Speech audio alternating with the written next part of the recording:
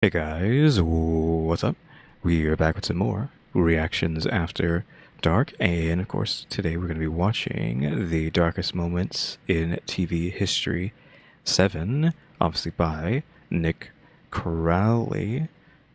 Now, obviously, our main man, Nicholas Crowley, has done me a solid today and uploaded this video. When did this video go up? 18 hours ago, so not necessarily today, or was it?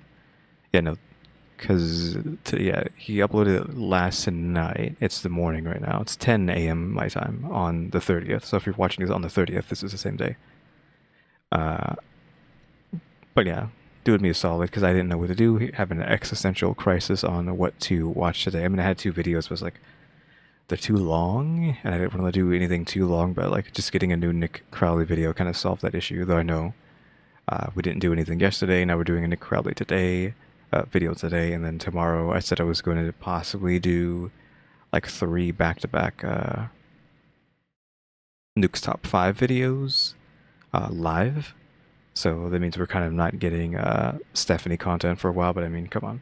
You just had, what, back-to-back for like over a week, I think, of Stephanie stuff, so, you know, cut me some slack. Don't unsubscribe, because I know everyone's already ready to click that unsubscribe button, because it's been more than one day without Stephanie, but you'll survive. Question mark. But yeah, we're just going to get into this. I feel like it's been forever since we've done a Crowley video, since, of course, it's one of those people who doesn't upload very often, since they have to take a long time to actually make these videos. Under the water there are traps, old cars, bedsteads. Flashing warning, of course. Hidden depths. And then, of course, the viewer discretion is advised. Following video contains scenes that may be upsetting and distressing for some. Viewer discretion is advised. Perfect place for an accident. On the 29th of June 2025, The river.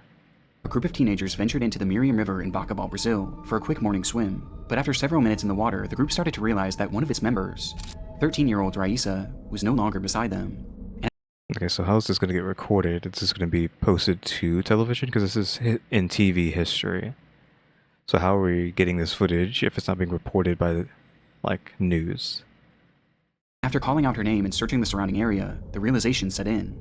Raisa had disappeared. It was now likely somewhere in that murky water around them. The news sent shockwaves throughout the community, and straight away locals filled the area to help find this girl. Okay, so she went missing, and now we need to get the news on the case, and that's where this is going to come in, probably. Their attempts were all futile, and with each passing moment, it grew more and more likely that Raisa had tragically drowned, with the search efforts shifting to recovery efforts the next morning. The tragedy led to various news stations arriving on the scene to help document the search, and for one reporter, Lenildo Frazao, he couldn't help but view Raisa's story as a cautionary tale. What is that symbol on their microphones look so familiar? Is it like a bank icon? The Miriam River is particularly unassuming from the surface, which is exactly what made it so dangerous, since it carried with it an unexpectedly strong current and a bottom that was littered with sudden drop-offs, as even in shallow sections, one step could plunge you into deep water without warning. As a result, tragedies like this had sadly happened here before, and for Lenildo, this was the perfect time to highlight the river's dangers, in the hope of preventing one from ever happening again, and he had a unique idea to help achieve this. They're really, like, pointing out this guy, so it's, like, making this seem weird. Like, what is up with this dude? Is that supposed to be suspicion being thrown at him, or is he just has a weird, he's going to have a weird way of doing things, and it's going to find her, but it's actually going to be maybe not good? I don't know. Rather than just explaining how dangerous the river was, Lenildo wanted to demonstrate it.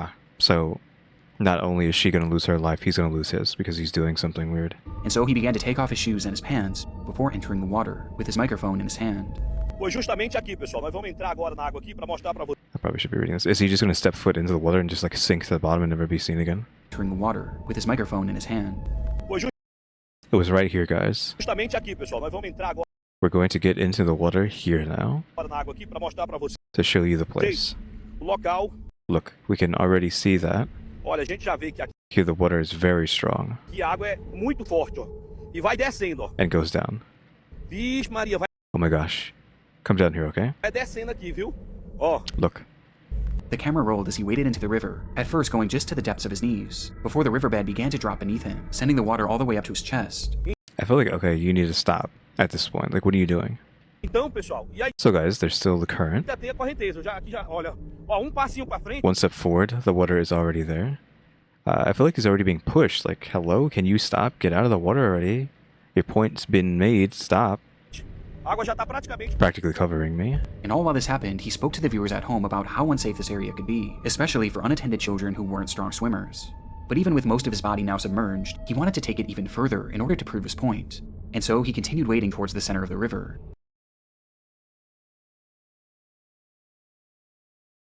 What is going on here? I feel like there's like a concentration of something happening there. Like the waters are converging here. Not like a sinkhole or anything, but like it seems like this could be doing this over here. I don't think so. It's just something I saw for a split second. He wanted to take it even further in order to prove his point. And so he continued wading towards the center of the river. Yeah, because it looks like there's something's there. Right in the direction of the noticeably fast-moving current. Until suddenly... Olha, andei pouquinho aqui, ó.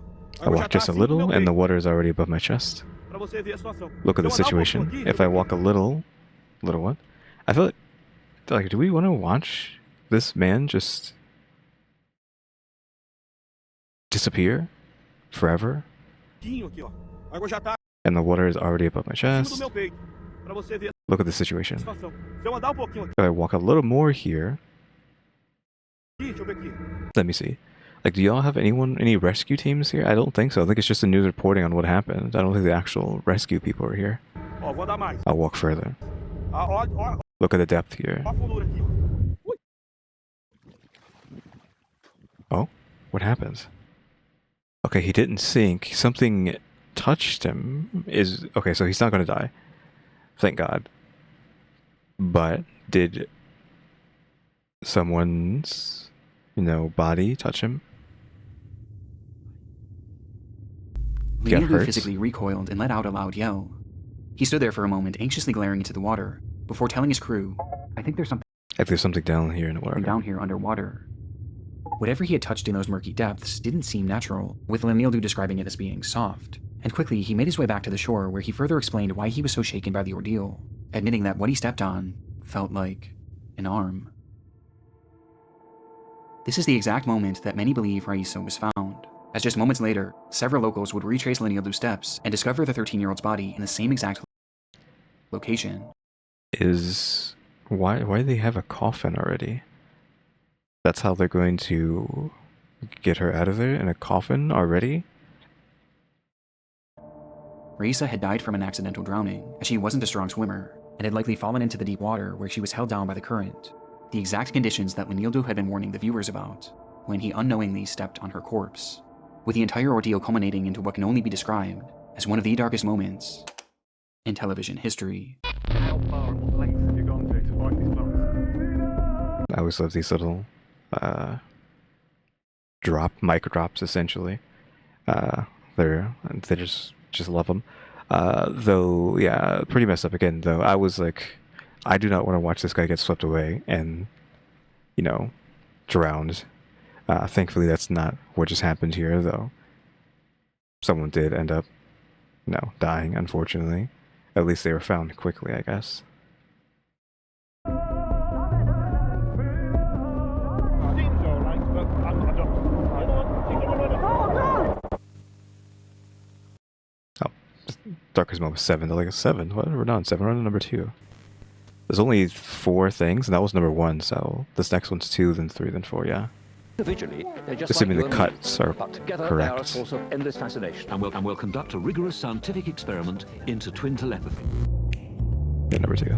Assuming like the chapters, because it's cut into 4 chapters. Take care out on the street. The Erickson twins. Your head and bend your feet. Okay, we're on a It was a highway. peculiar sight. As traffic flowed through one of the UK's busiest roadways, the M6, CCTV cameras captured 2 women walking down the narrow median, with a vehicle speeding past them on either side. Wait, is this just the one where the 2 ladies tried to get themselves released from their mortal coils? Question mark. Is that what this is? Because I feel like most people know about this one. Well, I don't really know about it, but it's vaguely there. These women were Sabina and Ursula Eriksson, 40-year-old identical twin sisters who grew up in Sweden, with Ursula eventually moving to the US and Sabina to Ireland. Just one day before this footage was taken, on May 16, 2008, Ursula had made the long flight to visit Sabina at her home in Dublin. But things got off to a troubling start when Sabina got into a verbal altercation with her husband and the father of her 2 kids, prompting both sisters to leave the house in the middle of the night without telling anyone. The next morning, the sisters emerged in the city of Liverpool, where they visited a police station and reported that Sabina's kids were in danger and were unsafe in her husband's care. Law enforcement briefly looked into the matter, but ultimately they didn't seem all too concerned with the children's well-being, and rather they seemed more troubled by the women themselves. Their behavior was just somewhat off, so much so that shortly after leaving the station, they were kicked off a public bus for exhibiting erratic behavior, which some passengers found threatening. And after the altercation, this erratic behavior continued, as for unknown reasons the pair began walking towards the M6, and then eventually right onto it, where we see them now. It defied any sort of logic, and put them in an extremely dangerous position, a position where one wrong move could lead to a horrific accident. And sure enough, that's exactly what would happen, though it was anything but accidental. Without warning, both women turned and then ran directly into the road, and for Sabina, directly into a car traveling in the fast lane. Yeah, so I think I already know this one. I don't know the entire story, but I do know that 2 women tried to, like I said, be released from this mortal coil via traffic at some point in history. But I think it continues even further on than that. Like, that's not where the story stops. Immediately, local police were inundated with urgent calls about the ordeal, leading to a group of officers being dispatched to the scene. And coincidentally, the same group just so happened to have a camera crew following them as part of the show Motorway Cops. The show follows traffic officers as they handle their many daily encounters, ranging from mundane traffic infractions all the way to devastating tragedies. And this segment seemed destined for the latter. Lane 3 is obviously the fastest lane in the motorway. Anyone being hit, you're expecting serious injury, if not life-threatening. Despite the officers fearing the worst, however, when they arrived on the scene, they were met with a surprising sight. Standing there before them was Ursula and Sabina, who despite being struck by a car at high speeds, appeared completely unharmed. In fact, I think they already seen these 2. both sisters were entirely calm, as they were shown casually speaking amongst themselves as if nothing ever happened. I think he's just saying, like, they're surprised that they were okay when getting the alert that someone had been hit.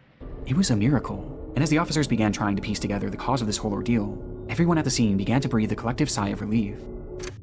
Until there was no way that any of them could have known that their roles had just been cast in one of the most disturbing television scenes of all time. they actually air this?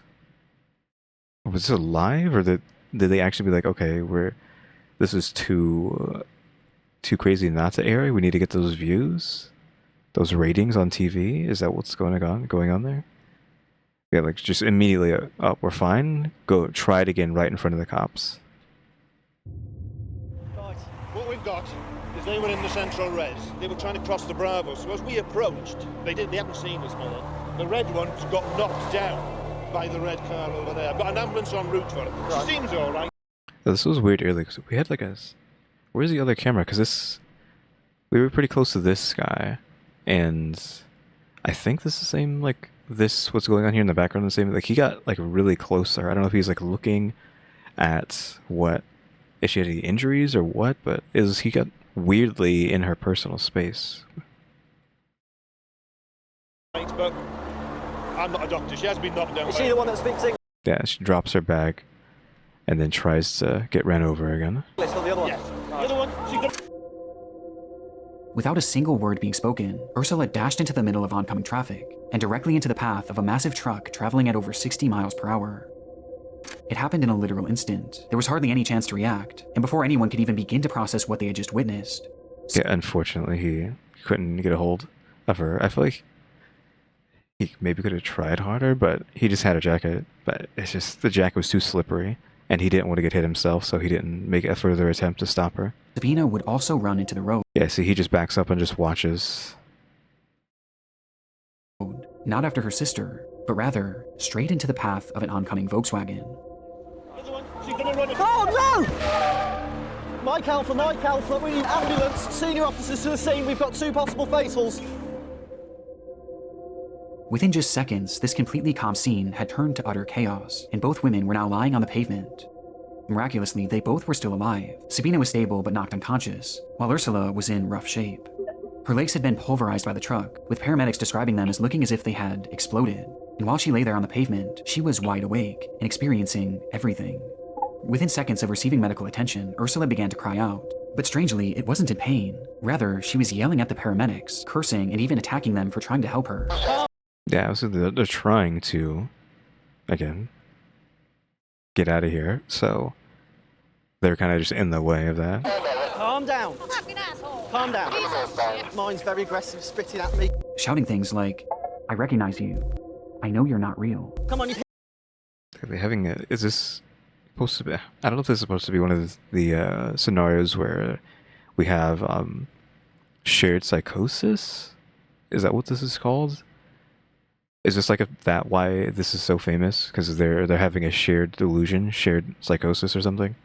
And this is like the one that people point to when they want to talk about somehow people having the same sort of psychosis, same sort of delusions, like someone feeding delusions to the other one and then them believing them and then having that come together.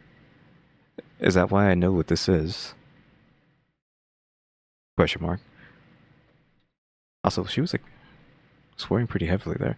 I'm wondering if this footage here is going to be a problem. It probably is, so we just assume this video is going to get copyright striked on the channel, because there's no way this isn't going to get striked. Even if I'm like sitting here talking about it for so long, it's still going to get, like the video itself is going to get copyrighted, so oh well.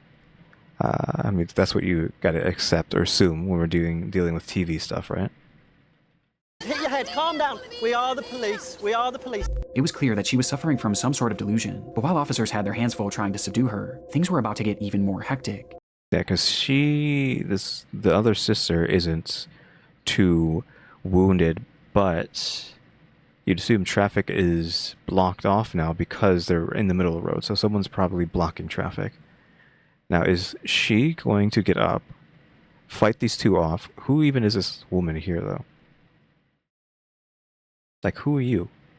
Because she's just in, like, normal clothes. Are you a pedestrian? Are you a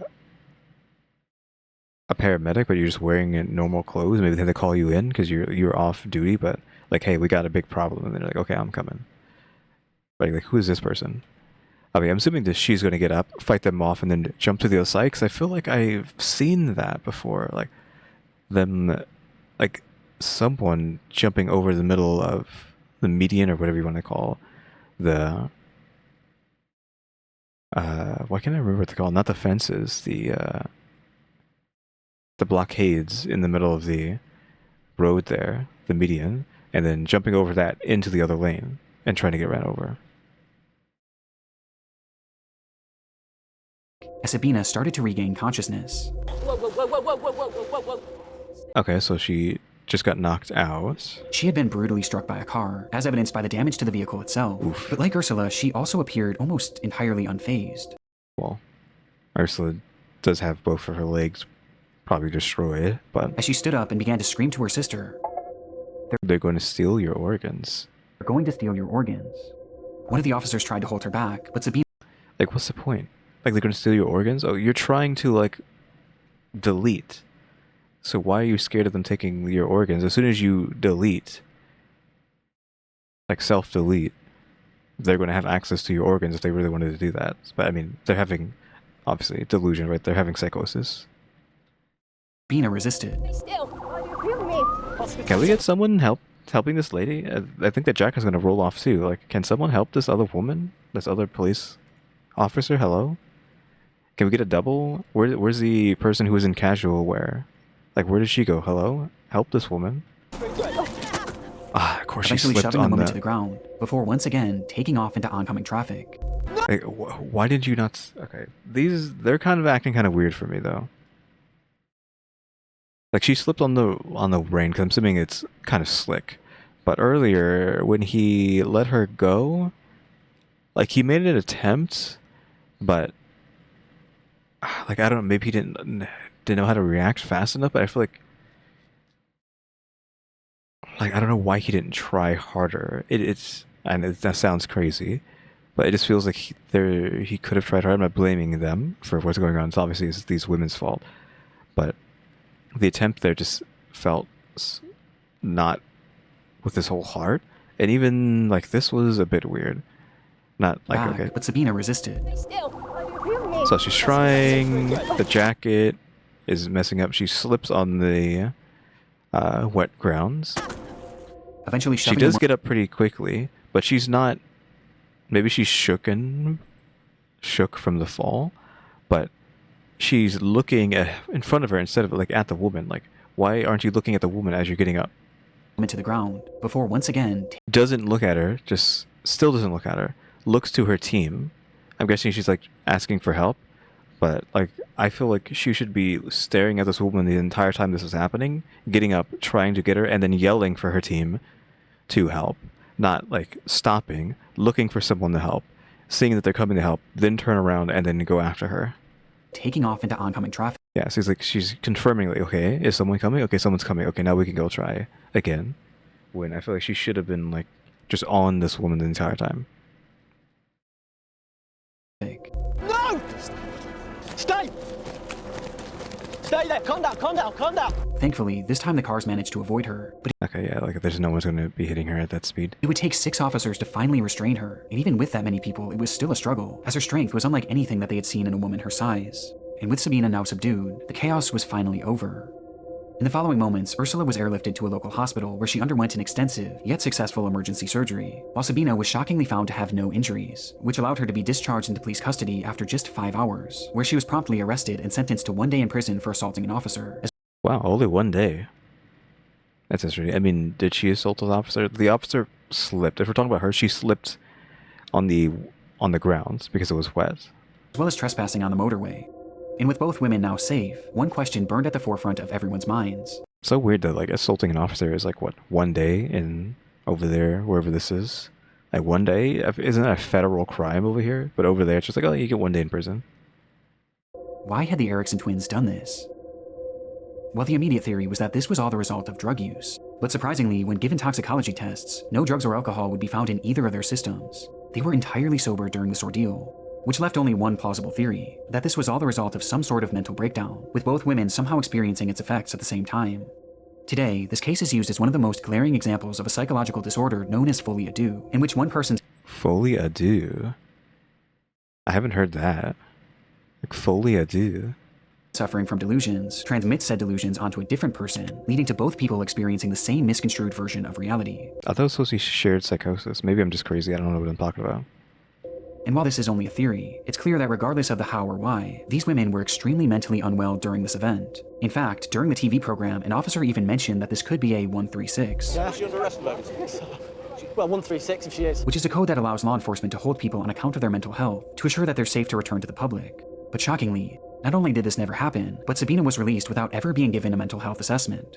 In fact, she was never so much as looked over by a mental health professional, and was instead released the very next day after the incident. Why? Is this leading up to them doing something bad again? Because there's still more time to this. I don't know how long we have, but there's still a huge chunk of this story left. What bad thing are they going to do after this? Also, let me look something up. Okay, yeah, shared psychosis is another term for folie à deux. So yeah, folie à deux and shared psychosis is the same thing. It's just he wanted to use a fancy term there. I mean, I do like the way it sounds. I do like folie à deux. So sure, but yeah, shared psychosis is the same thing. On top of this, when she was released, she was given no information about Ursula's whereabouts or her condition, or even Yeah, I feel like that was obviously this is dumb that they just let them go, and the fact that who knows how she's gonna react to that, 'cause she's like, oh, they're having this delusion, right? But you're screaming that they're gonna take your organs and all this stuff, but they literally let you go. So is your psychosis gonna be broken or no? resources to help find her way home, leaving Sabina still mentally unwell and now stranded in an unfamiliar city, not knowing what happened to her sister. And sadly, her delusions were far from over. I think I know where this goes.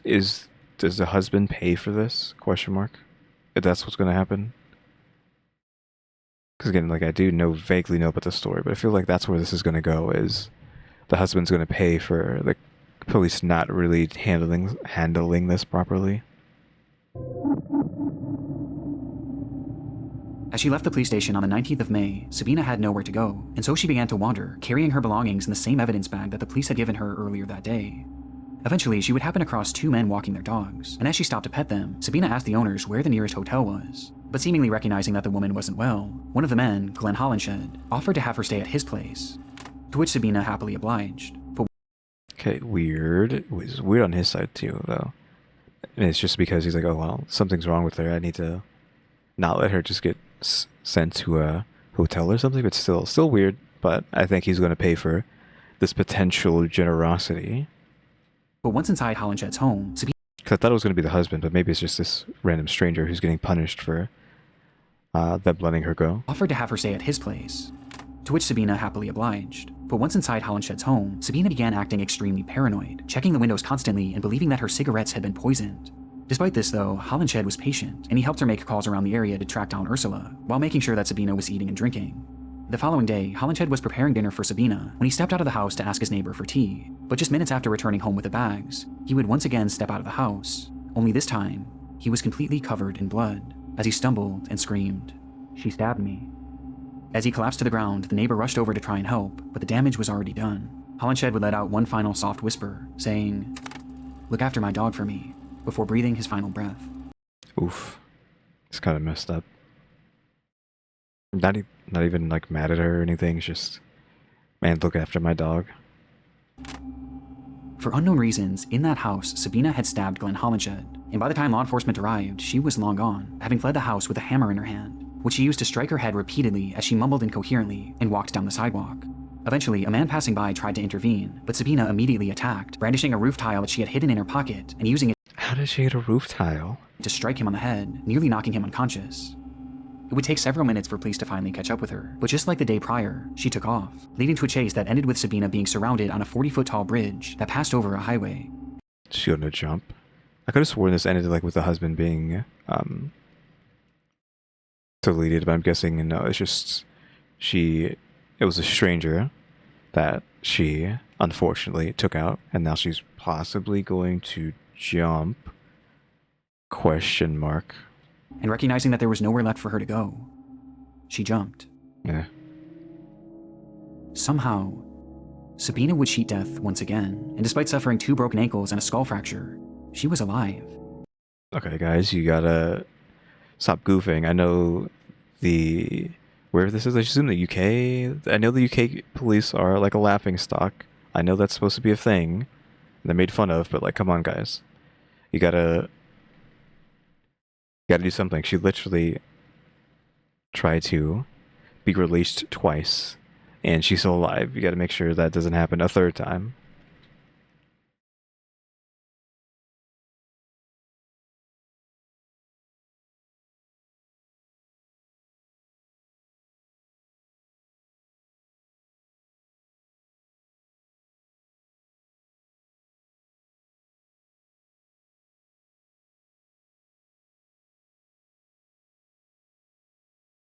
Yeah, 5 years. But where's Ursula?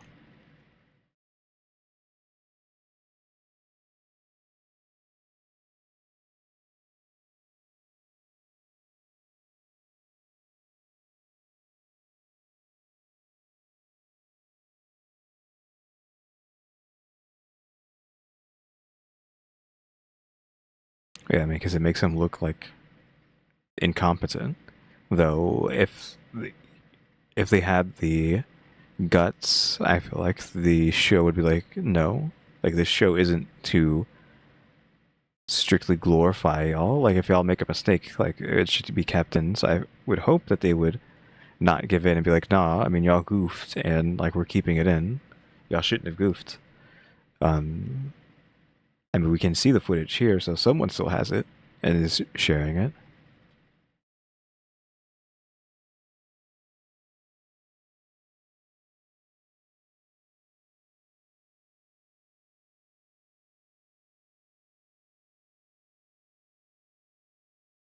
Oh, 2011, that's how old this was? This was in 2006?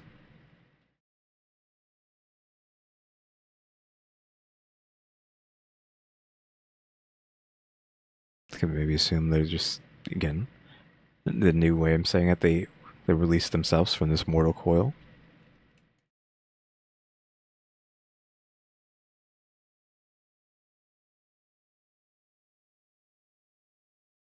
That supposed to be the commentary on twins that was just being said there.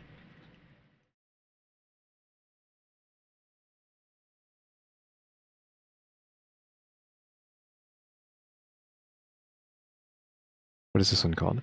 Super Talent, Roman Bernada?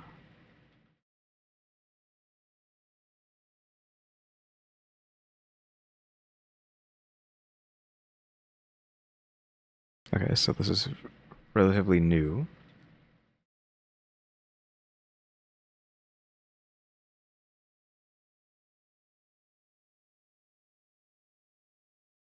Yeah, like, why was he so concerned, though?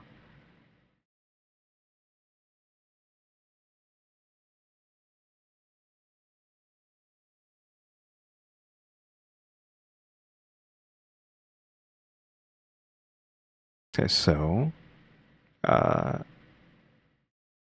this is named after him, so what is he going to do?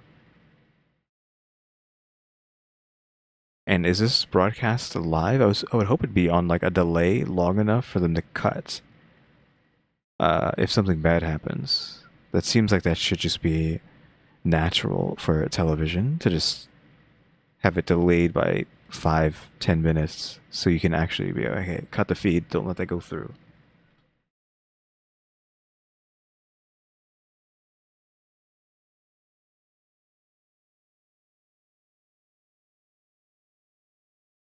Normal.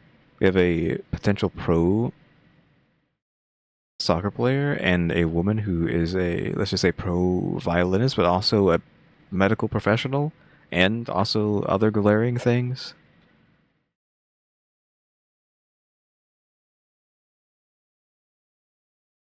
Yeah, I mean they look weird together. Not necessarily together, they're just like two weird people. Okay, well, so we're going there, but I had Blanks as a girl. Great desire to get them back. Let me get them back. She's saying she, like, I don't know, worked out so hard at some point that she lost them? Like, what is the context there?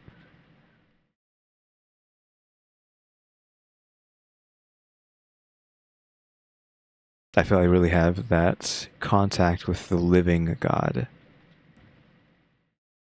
I think that God is everywhere around us. That God is a person and energy. At the same time, yes, he said at the same time, and she's repeating him. But is it actually good or bad? Because apparently she's good at the violin, so how's he going to sound during all this? Oh, shoot. How long has the... Shoot, I don't know how long the video's been broken. I didn't hear it actually say it got messed up. Like we had the crash again. Shoot. Man, I don't know how long that's been off like that. I literally didn't hear the audio for the crash happen. Hopefully it hasn't been that long. Dang. I'll just stop it now. I do keep pausing and like looking over there, but obviously, like, I don't know why I did not notice that sooner. Oh my god, it's so annoying.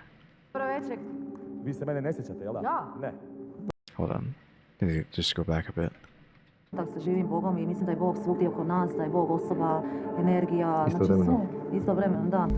it was their performance itself that proved to be the strangest part of their time on the show. Hello everyone, good evening.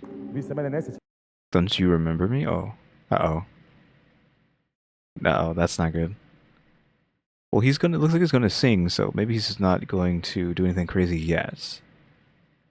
His shirt's pretty tight, so I feel like if he had anything on him, we would know, but maybe it's like behind him, they didn't check.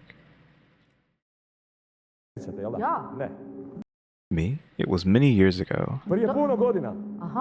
I remember when we were filming at the school.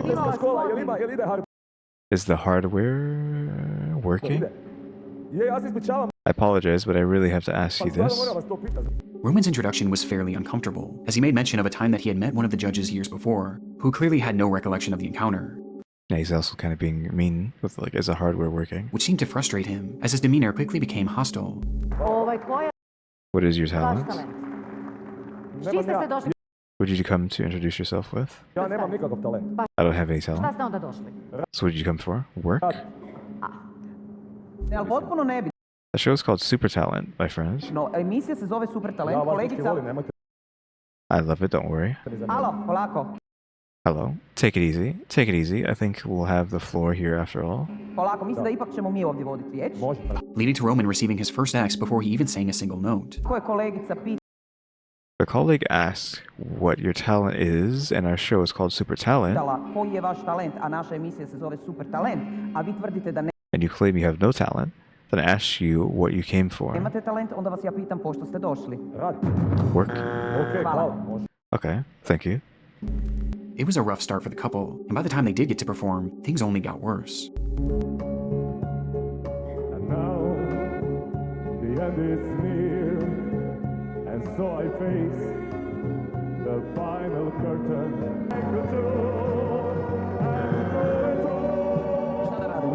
Is he actually singing, or is he like lip singing? I don't know. Admittedly, the couple didn't sound awful, but it was clear the judges were frustrated by Roman's demeanor, prompting all four of them to hit their X, signaling the end of the couple's performance. Or at least they thought.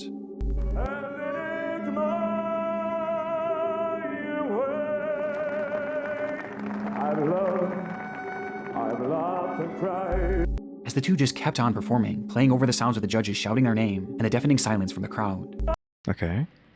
Where's this gonna go? Because it is getting kind of weird. But the fact that the audio was broken, I don't know how long that was going on for. Oh my god, it's gonna drive me crazy until I stop the video and figure out where that happened at. With the two going until a producer finally had to step in from behind the camera and officially cut them off. But even then, the couple continued their antics, this time by protesting the judge's decision, with Bianca even threatening to go to the newspaper and expose their behavior to the press, all while Roman stood angrily to the side, glaring at the panel before him. And with that, Roman and Bianca's time on Super Talent was over, and they not only walked away without receiving the grand prize, but they also left with shattered reputations, as this segment became notorious among fans of Super Talent, with the couple being considered one of the most unusual acts to ever feature on the show. Now, where does this go? Because this is supposed to be darkest moments in TV, but nothing happens, and there's still half of the story. So it's just like, hey, this is these people, this is how they got to where we're going to end up at, and them doing something bad. But despite its virality, this performance isn't what Roman is most widely remembered for today. Okay, so yeah, this is just showing off something that Roman was in before we actually get to what deed that he committed. Why is he walking around naked?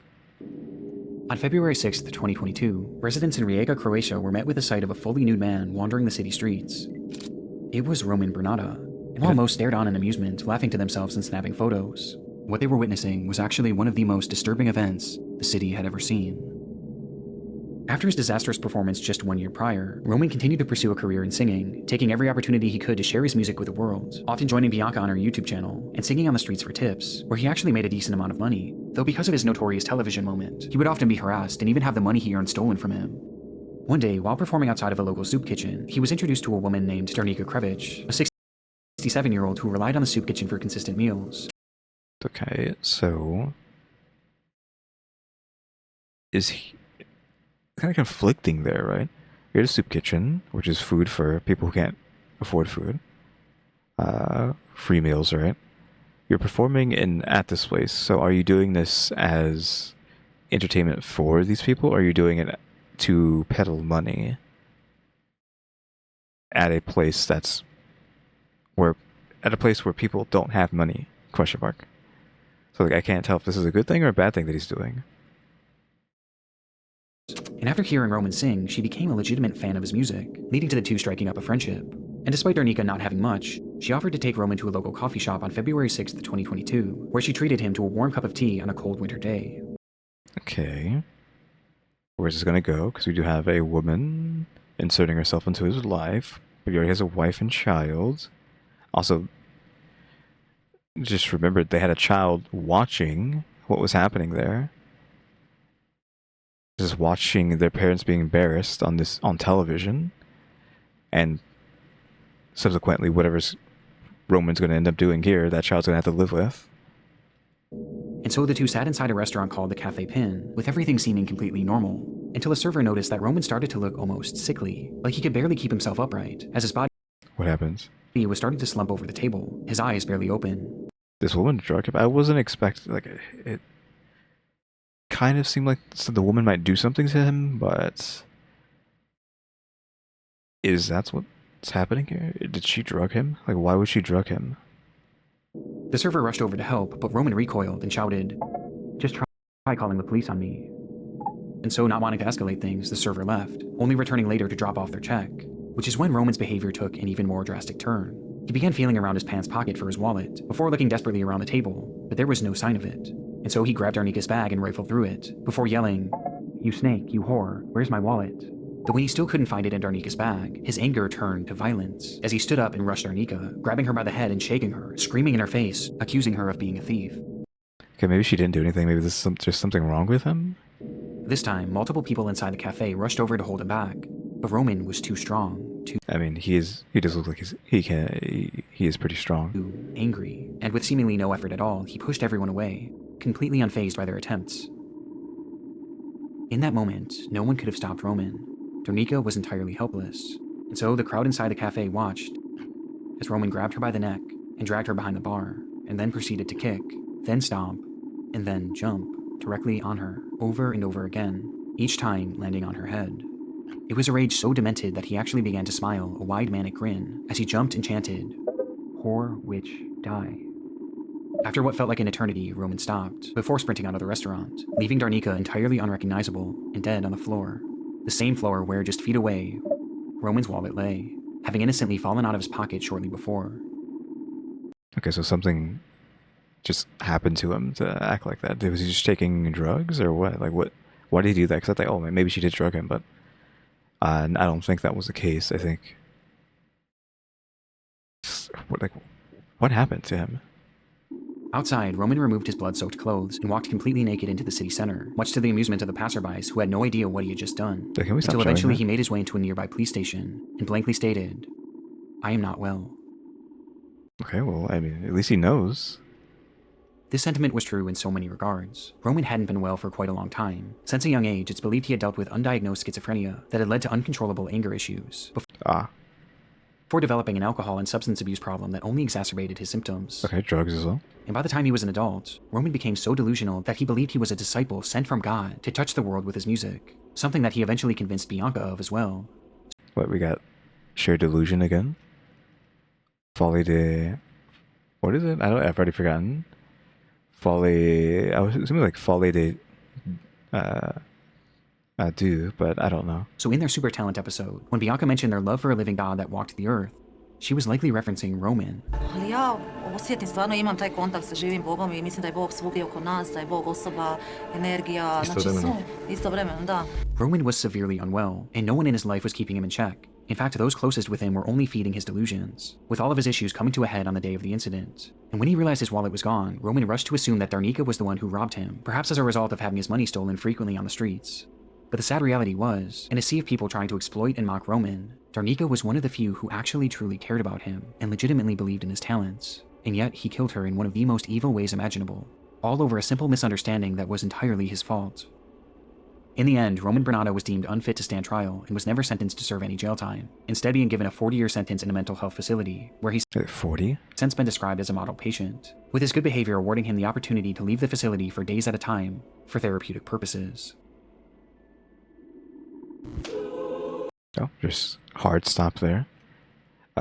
So yeah, unfortunate that the lady had to die, but he's 40. I mean, it's 40. He said 40, right? Not 4. So potentially the rest of his life in the psychiatric place, though he is getting to go out. I don't know. I don't know if he should have gotten prison or not. If we're going off the fact that he isn't mentally well, but still, I feel like, I don't know. Maybe some prison?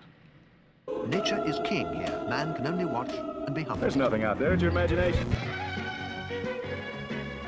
Gardener's World?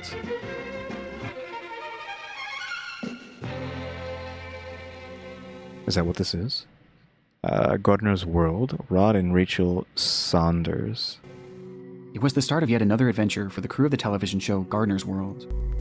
This British program has been on the air since the 1960s and provides viewers with tips on how to maintain their garden while showing off a variety of unique plant life, which often brought them to remote areas of the globe. This particular episode was filmed on February 5th, 2020 in the Drakensberg mountain range of Lesotho, Africa, with the host, Nick Bailey, making the long journey to track down one specific flower. One species which grows wild all over the country and has been a real favourite with British gardeners for generations is the gladiolus. This delicate flower would have been familiar with many of the show's viewers, as it was quite popular in the UK. But in this region, there existed a unique species that had only been seen a handful of times in the last century, since it only grew in one particular valley in this one particular mountain range. Is someone going to fall off a mountain? Or is some sort of poisonous creature going to show up? Or how does this end up? Its scientific name is the Gladiolus microcarpus, and there were two people who knew it better than anyone else. Rod and Rachel Saunders were well-renowned botanists who studied the world of South African flowers in depth, with their favorite being the gladioli, as they would spend days and even months on end roaming areas just like this to learn everything they could about them, making them the perfect duo to help with the show. They're pretty old, so I'm assuming they've been doing this their entire life, so you can only hope that if something happens to them, at least they may have lived a long life doing what they loved, ? Why gladioli? There's so many different plant species in South Africa. Also, how long have they been doing this? Since if we had like some really old, crusty, like, I don't know, like 80s, 70s, 60s, I don't know about 60s, 60 might be too far, like 80, 70, like footage there. And yet this looks pretty crystal. We got widescreen. It's not 4:3. This is a full widescreen, what, 16:9, whatever it is. So when was this video taken? I think they're beauty. Some of them are so exquisitely beautiful, you actually just want to sit down and cry when you see them. But even with their vast knowledge of this region, there was always an element of danger when traversing it. Its climate is often volatile, and conditions are known to turn on a dime, making safely navigating this area extremely difficult to downright impossible. This was apparent even on the day of filming as a dense fog had rolled in, and given the steep and rocky landscape, one wrong step could spell disaster. This didn't stop the crew from carrying onward though, as Rod and Rachel were relentless in their pursuit. They would do anything to find these flowers, and sure enough, the segment ended as they did exactly that. We've come about 4 times looking for this plant, and this is the best I've ever seen it. It is looking absolutely gorgeous. With that, Rod and Rachel's time on Gardener's World was over, but their journey through this area certainly wasn't. As the cameras cut, the crew made their way back to their makeshift base camp miles away, where they said their goodbyes, with Nick Bailey capturing a photo with a beloved couple and sharing it onto Twitter before parting ways. The amazing Rod and Rachel Saunders of Silver Hill Seeds. These guys know their South Africa native plants and vitally where to find them. They sell an incredible range of seeds online and then a bunch of hashtags. Leaving the couple behind, as rather than returning to their home in Cape Town, this was actually just the start of what would be a multi-month expedition into this region, with the Ngoi Forest Reserve being their final destination. Along with being botanists, the couple were also avid seed collectors, and had started a business which shipped the seeds they had found to other plant lovers around the world. And while here, they made it their mission to find some of these ultra-rare gladioli seeds. And sure enough, on February 8th, 2020, Rod and Rachel sent a text to one of their employees at the seed mailing business, which contained a photo of the exact flower they were looking for. But despite this text seeming like a sign of more good things to come, the reality was far more bleak, as this text would ultimately be the last the couple would ever send. Because they both... something happened to both of them. Is it going to be animal, or is it going to be from a fall? Out of nowhere, communication with Rod and Rachel had stopped entirely, and for days no one heard anything from the duo, prompting that same employee they had sent the image to report them as missing on the 10th of February. It was a devastating turn of events, but one that was always a possibility. Poor weather. Was this like 2 days? I don't know when he said. Did he say February 8th? It's been 2 days to report them. A wrong turn, an injury, anything could have derailed their expedition, as again, this area was notoriously dangerous. I feel like it should have been sooner than that, because you have 2 elderly people out in the middle of nowhere. It should have been like an hour after not hearing from them, honestly. With it seeming all but certain that they had fallen victim to the unpredictable fury of Mother Nature, though this belief would quickly shift, thanks to the discovery of the couple's car. It was found by authorities abandoned by the edge of the Tugela River, and had been emptied of virtually everything inside. However, there was something left behind. Don't say it was like a robbery, because it's like, really? I was just talking about like, oh, they've been,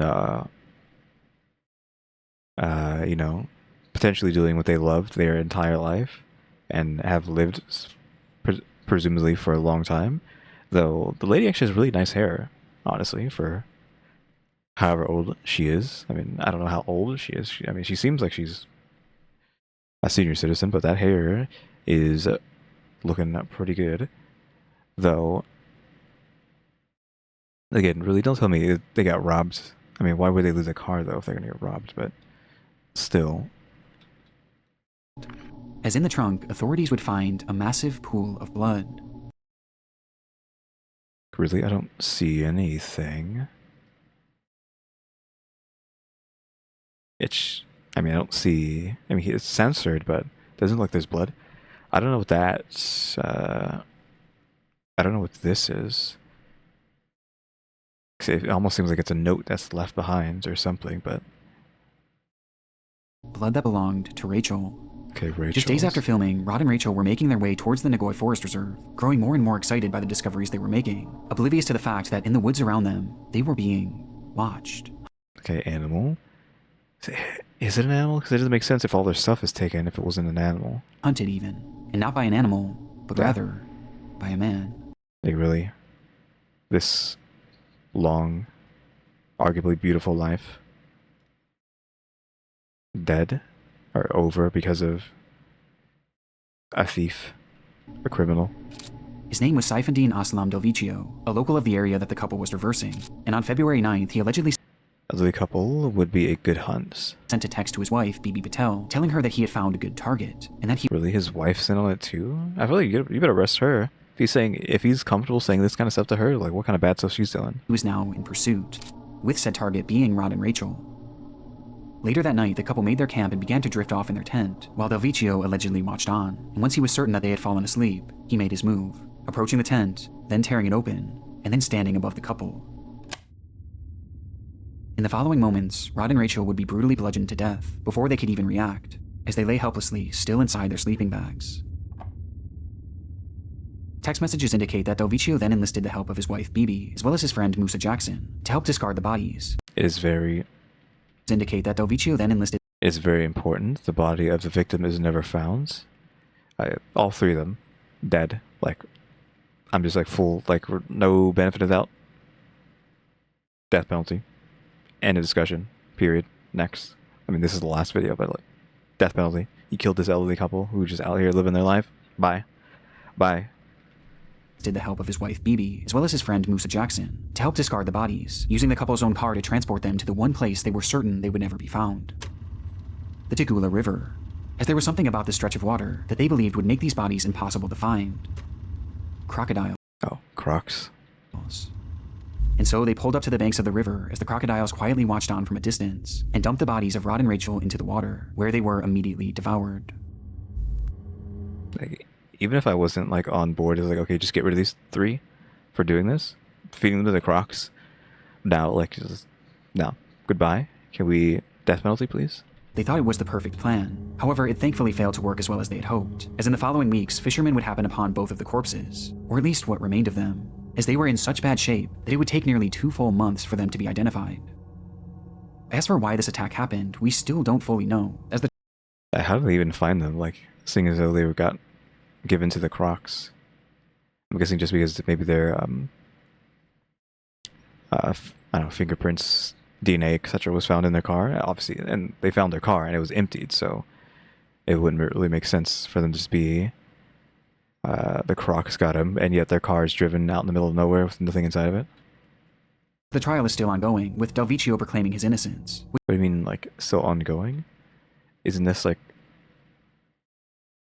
4 or 5 years ago, and they're still not, like, removed? Which is why everything is alleged at the moment, but the evidence is damning. Messages on Delvicio's phone paint a clear picture that he was responsible for this. Yeah, they also have his messages saying, hey, we're going to get these people. Kill the non-believer. I was like, what is that word? I didn't want to say it if I don't know what it means, but kill the non-believer and abduct their alias to destroy infrastructure and to put fear in the heart of the non-believer. What? With his motive appearing to be religious differences between him and the Saunders, as well as money, as after the slayings, large sums of money were withdrawn from the couple's bank accounts, along with lavish purchases being made on their credit cards, with one of the receipts from the shopping spree being found inside of Bibi's purse. The evidence is almost impossible to deny, but while we wait for justice to be served, it's important to refocus on those who won't be here to see it happen. Rod and Rachel truly did nothing wrong. They were two incredibly wholesome people who were just trying to find and connect with the flower that they loved so dearly. And while their interview days before their death is an undeniably dark television moment, it also serves as an incredible tribute, as one of the last things they ever did in their lives was share their love and passion for gladioli with the world, the flower that they ultimately gave their lives to find. Quite a trek to get here, and what an incredible treat to see such a special plant in such a niche environment. Thank you. Pleasure. It's a pleasure. It's nice to be here.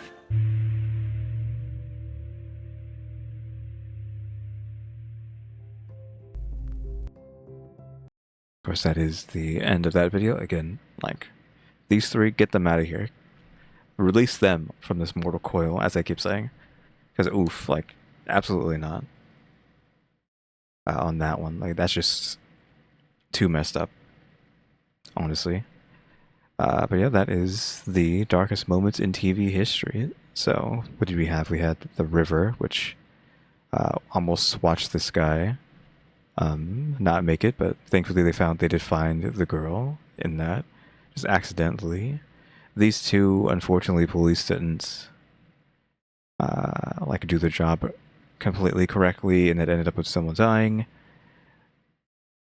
unfortunately. In this, not really anybody's fault, but the guy himself, question mark. So if only 40, I mean, I'm saying only 40, that's basically the rest of his life in a mental institution. I feel like we should, I don't know, like, is it okay for him to not be in jail or not? I mean, it's up to like how people feel. Like, okay, like some people just don't care that mental illness can make people do this. Like they don't care, just like send them away. So I don't know about that one. That's up to everyone else's own opinion on that one. And again, this, I've already said what I wanted to say. It might be too harsh, but I'm like, I mean, goodbye to these three that did this. That's all I got to say about that. But yeah, we already know what we're doing tomorrow. We're going to be watching, I'm going to try to watch 3 Nuke's top 5 videos live, though it has to be live, right? Because it's the last day of the month. I don't know if the internet is kind of like stabilized or gotten any better. I don't really think so, but we'll see. So yeah, that's what's going to be tomorrow, question mark. And then maybe on the 1st, we'll have Rotten Mango / Stephanie stuff back again. Wait, I mean, we should, right? And then who knows what's going to be going on from there. Of course, the videos might just stop altogether at some point next month because there's just too much stuff is going on in life, right? So we'll see how that ends up going. I'm kind of just like stalling to see if I can make this video like an hour long.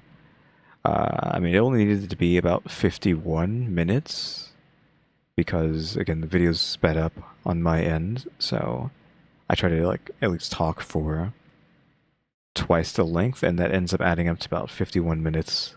We're already at 58, so I did achieve my typical quota for these videos because there is a secret quota that I keep talking about or mentioning subtly, that I do try to make these videos twice the length of the actual video itself.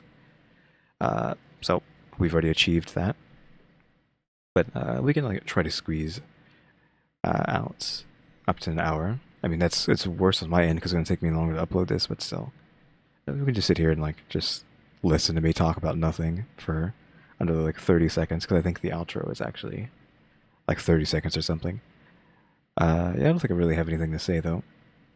So just don't forget about the hype button if you wanted to hype up the channel. Hey guys, thanks for watching. Remember to buy my stickers and think about becoming a member. Subscribe if you haven't subscribed. Please work on watch time and subscribers, and shout out to the members, EmmyStarr, RaleyDrew, and alexgkiller 880. Hey guys, thanks for watching. Tune into the next episode. Like, subscribe, hype, and comment. Here's the do. See ya.